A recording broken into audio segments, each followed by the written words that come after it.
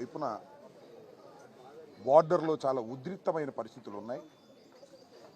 పాకిస్తాన్కి మనకి మధ్యన యుద్ధమే జరుగుతున్నటువంటి తరుణంలో మరి ఈ కక్ష సాధింపులకు మాత్రం అంతం లేని విధంగా ఏముంటుంది నాకు అర్థం కాలే. ఈ తెలుగుదేశం పార్టీ ఆఫీసు మీద జరిగినటువంటి దాడి కేసుని వైఎస్ఆర్ కాంగ్రెస్ పార్టీ అధికారంలో ఉన్నప్పుడే కేసు రిజిస్టర్ చేయడం జరిగింది. కానీ దానిలో ఏదో చేసేస్తున్నాము అనేటువంటి ఉద్దేశంతో కేవలం చంద్రబాబు నాయుడు గారిని లోకేష్ని సంతృప్తిపరచడం కోసం సజ్జల రామకృష్ణారెడ్డి గారిని కూడా సిఐడి ఆఫీసుకు పిలిపించి విచారణ చేశాము అనేటువంటి మెహర్బానీ కోసం ఇలాంటి కార్యక్రమాలు జరుగుతూ ఉన్నాయి. ఇది చాలా దురదృష్టకరమని మనవి చేస్తున్నాం. తెలుగుదేశం పార్టీ అధికారంలోకి వచ్చిన దగ్గర నుంచి అభివృద్ధి లేదు, సంక్షేమం లేదు. మాటల్లో మాత్రం కోటలు దాటేటటువంటి అభివృద్ధి, అమరావతి గురించి అభివృద్ధి, పోలవరం గురించి అభివృద్ధి మాటల్లో మాత్రమే కనిపిస్తున్నది. కక్ష సాధింపులు బహుశా భారతదేశానికి స్వాతంత్రం వచ్చిన తరువాత ఇంత పెద్ద ఎత్తున ఏ రాష్ట్రంలోనూ జరగనటువంటి అరెస్టులు, కేసులు పెట్టి నిర్బంధించేటటువంటి కార్యక్రమం చేస్తున్నారు. నిన్న చాలా ఆశ్చర్యకరమైన అంశం ఏంటంటే ధనుంజయ రెడ్డి గారని సాక్షి ఎడిటర్ ఉన్నారు. ఆయన కేఎన్ఆర్ మా పార్టీలో జగన్మోహన్ రెడ్డి గారికి సన్నిహితంగా ఉండే సెక్రటరీ, మనోహర్ అనేటువంటి మా దగ్గర పనిచేసేటటువంటి జగన్మోహన్ రెడ్డి గారి ఆఫీసులో పనిచేసినటువంటి వ్యక్తి వీళ్ళింటికి వెళ్ళి సోదాలు చేశారు. దేనికో తెలుసా? ధనుంజయ రెడ్డి గారు, కృష్ణమోహన్ రెడ్డి గారు అక్కడ దాక్కున్నారేమోనని. ఏం నాకు అర్థం కాల, పిచ్చెక్కిందే పోలీసులకు. నాకు ఏదో ఒక విధంగా అల్లరి చెయ్యాలి, ఏదో ఒక విధంగా అపాస్పాలు చెయ్యాలనేటువంటి కుట్రలో భాగంగా పోలీసులను ఆడిస్తున్నారు, పోలీసులు ఆడుతున్నారు. చిన్నపిల్లల ఆటలాగా ఆడుతున్నారు పోలీసులు.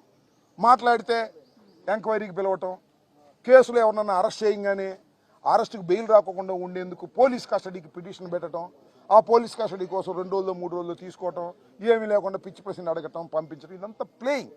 ఒక రకమైన వికృతమైన ఆట లోకేష్ గారి నాయకత్వంలో జరుగుతుందనేది అందరికీ తెలిసినటువంటి సత్యం. ఇవాళ నిజంగానే మాకు ఇంత బాధలు కూడా, ఇంతమందిని అరెస్ట్ చేస్తున్నా కూడా మాకు ఒక రకమైనటువంటి ధైర్యం వస్తుంది. సమీకరిస్తున్నారు మమ్మల్ని పోలీసు యంత్రాంగము, చంద్రబాబు నాయుడు గారు, లోకేష్ గారు, మా పార్టీలో ఉన్నటువంటి వ్యక్తులందరినీ సమీకరించేటటువంటి నిద్రపోయే వాళ్ళని కూడా లెగ్గొడుతున్నారు. ఇవాళ గుంటూరుకి మా సజ్జల రామకృష్ణారెడ్డి గారు వస్తుంటే వేలాది మంది తరలి రావాల్సిన పరిస్థితి ఏర్పడింది. అంటే ఏంటి? నిద్రపోతున్న వాళ్ళు కూడా లెగ్గొట్టి, అయ్యా సజ్జల రామకృష్ణారెడ్డి గారిని అనవసరంగా తీసుకొస్తున్నారు పోలీస్ స్టేషన్ సిఐడి ఆఫీస్కి, మీరు వెళ్ళండి అని ఒక పిలుపునిచ్చినట్టుగా కనిపిస్తూ ఉంది. ఏమిటి దుర్మార్గం అని అడుగుతా ఉన్నా. చాలా దుర్మార్గమైనటువంటి కార్యక్రమాలకు ఇవాళ తెలుగుదేశం ప్రభుత్వం లోకేష్ గారి నాయకత్వంలో కక్షపూరితంగా వ్యవహరిస్తుంది. ఎన్ని కేసులండి? 1, 2, 3 కనపడిన వాడి ప్రతి మీద వైఎస్ఆర్ కాంగ్రెస్ పార్టీలో యాక్టివ్గా ఉన్నటువంటి ప్రతి నాయకుడి మీద ఏదో కేసులో పెట్టేటువంటి కార్యక్రమం. లిక్కర్ కేసును కూడా తీసుకొచ్చారు. ఏమీ లేదు దానిలో ఎంతమందిని పెడతారో తెలియదు, ఎంతమందిని అరెస్ట్ చేస్తారో తెలియదు. గందరగోళాలు చేసేటటువంటి పరిస్థితికి వాళ్ళ రాష్ట్ర ప్రభుత్వం పోలీసు యంత్రాంగాన్ని ఉపయోగించుకొని చేస్తున్నటువంటి ఈ దమనకాండని, ఈ కక్ష సాధింపు చర్యల్ని ప్రజలు గమనించాలని మనవి చేస్తున్నాం.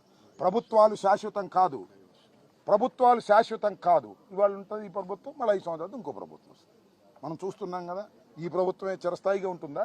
లోకేష్ చంద్రబాబే ఉట్టిగట్టుకు ఊరేగుతారా? చంద్రబాబు ఎన్నిసార్లు ఓడిపోలేదు, లోకేష్ ఎన్నిసార్లు ఓడిపోలేదు. నేను ఒకటే మనవి చేస్తున్నా, జగన్మోహన్ రెడ్డి గారి నాయకత్వంలో 5 సంవత్సరాలు పరిపాలన చేసిన తర్వాత దురదృష్టవశాత్తు మేము ఓటమి పాలయ్యాం. అపోజిషన్లో ఉన్నాం. అపోజిషన్లో ఉండి మా కార్యక్రమాలు మేము చేస్తున్నటువంటి తరుణంలో మమ్మల్ని కక్ష సాధింపు చేయాలనేటువంటి ఉద్దేశంతో ఈ రకమైనటువంటి ధోరణితో రాష్ట్ర ప్రభుత్వం, ముఖ్యంగా పోలీస్ యంత్రాంగం, నేను మనవి చేస్తున్నా, పోలీసు వారికి కూడా చాలామంది ఐపీఎస్ ఆఫీసర్లు ఉన్నారు, డీజీ ర్యాంక్ వాళ్ళు ఉన్నారు, అందరూ ఉన్నారు. మీరు ఏ లోకేష్ చెప్పాడనో ఎవరి మీద పడితే వాళ్ళ మీద కేసులు పెట్టి అనవసరంగా తీసుకువెళ్ళేటటువంటి పరిస్థితి చేయటం, డీజీ స్థాయిలో ఉన్నటువంటి వ్యక్తిని వాళ్ళ అరెస్ట్ చేసి లోపల పెట్టేటువంటి కార్యక్రమానికి ఒక దుష్ట సాంప్రదాయానికి మీరు తావిస్తున్నారు, దుష్ట సాంప్రదాయాలను మీరు సృష్టిస్తున్నారు. ఇదే సాంప్రదాయాలు వచ్చే ప్రభుత్వం కూడా పరిపాలించాలి అనేటువంటి పద్ధతుల్లో మీరు వ్యవహరిస్తున్నారు. ఇది చాలా దుర్మార్గమైనటువంటి అంశంగా నేను భావిస్తున్నాను. అంత డైవర్ట్ చేయటం, అభివృద్ధి జరగట్లేదని అడుగుతారేమోనని కేసులు, సంక్షేమం జరగట్లేదని అడుగుతారని కేసులు పెట్టడం, రోజుకు ఒక అరెస్ట్ చేయటం, రోజుకు గందరగోళం చేయటం. ఈనాడులో, ఆంధ్రజ్యోతిలో ఫ్రంట్ పేజీలో ఒకే రోజు రకరకాల వార్తలు కరుణాకర్ రెడ్డి గారి మీద, అప్పిరెడ్డి గారి మీద, ఇంకా వాళ్ళ మీద వీళ్ళ మీద ఎవరి మీద కనపడితే వాళ్ళ మీద, ఎవరు యాక్టివ్గా ఉంటే వాళ్ళ మీద కేసులు పెట్టి అణచాలని ప్రయత్నం చేస్తున్నారు. నేను ఒకటే మనవి చేస్తున్నా, ఎంత అణచాలని ప్రయత్నం చేస్తారో అంత ఉవ్వెత్తున వైఎస్ఆర్ కాంగ్రెస్ పార్టీ ముందుకు సాగుతుందని కూడా మనవి చేస్తున్నా. నిర్బంధంలో పెట్టాలనుకుంటున్నారు, నిర్బంధాల నుంచి పోరాట పటిమతో ముందుకు వెళతామని కూడా ఈ సందర్భంగా నేను మనవి చేస్తున్నా. రాష్ట్రంలో ఉన్న వైఎస్ఆర్ కాంగ్రెస్ కార్యకర్తలందరికీ మనవి చేస్తున్నా, అధైర్యపడవలసినటువంటి అవసరం లేదు. వైఎస్ఆర్ కాంగ్రెస్ పార్టీకి లీగల్ టీమ్స్ అన్ని చోట్ల పనిచేస్తున్నాయి. ఏ చిన్న కేసు పెట్టినా వెంటనే న్యాయస్థానాలకు వెళ్ళి పోరాడేటువంటి క్రమం చేస్తున్నాం. ఇవాళ కృష్ణవేణి మరి 22 రోజుల తర్వాత ఒక మహిళని అరెస్ట్ చేసి తీసుకెళ్లారు. మళ్ళీ ఆమెను ఇన్వెస్టిగేషన్ కోసం మళ్ళీ అడిగారు. మళ్ళీ ఒక కేసు తర్వాత ఇంకొక కేసు పెట్టారు, 2-3 కేసులు పెట్టారు. ఇది కొత్త తత్వం. లోపలికి వెళ్ళిన తర్వాత కేసులు పెడతారు, అంతకుముందు కేసులు. నాకు అర్థం కాలా. ఈ రకంగా 311 వేస్తారు. ఈ రకంగా చేసి కృష్ణవేణి గారిని కూడా ఇవాళ నిన్న అనుకుంటారు రిలీజ్ అయ్యారు. 22 రోజుల తర్వాత ఒక మహిళని ఆమెను తీసుకెళ్లి ఏ విధంగా చిత్రహింసలకు గురి చేశారో ఆమె చెప్పింది. ఇష్టం వచ్చినట్టుగా మాట్లాడారు. నీ మీద ఆ కేసులు పెడతాం, ఈ కేసులు పెడతాం, ఉమెన్ ట్రాఫింగ్ కింద మీ హస్బెండ్ మీద కేసు పెడతాం అనేటువంటి పద్ధతుల్లో బెదిరించేటటువంటి ధోరణిలో పోలీసు వ్యవస్థ పనిచేస్తుంది.